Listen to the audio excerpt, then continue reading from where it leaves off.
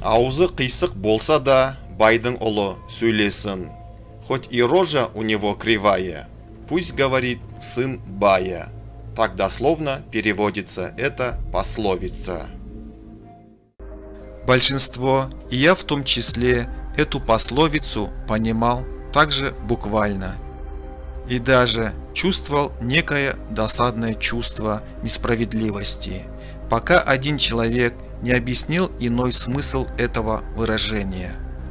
Эта пословица не о классовой несправедливости, как может нам показаться, а наоборот, о ценности знаний и информации, которые больше всего ценились в степи.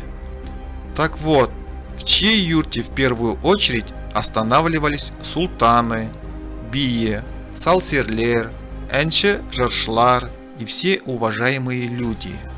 Правильно, в юрте бая. А в этой юрте дети баи слушали все разговоры, притчи, эпосы, кюи и так далее. И поэтому их охотно слушали, перенимали информацию, так как у этого сына бая был прямой и уникальный доступ к такой ценной информации. Как вам такой вариант смысла? Прошу вас, напишите в комментарии, если вы думаете иначе. Если вам понравилось наше видео, прошу вас, поставьте лайк. А если не понравилось наше видео, прошу вас, поставьте дизлайк. А также прошу вас написать в комментариях, что вы думаете по поводу этого видео.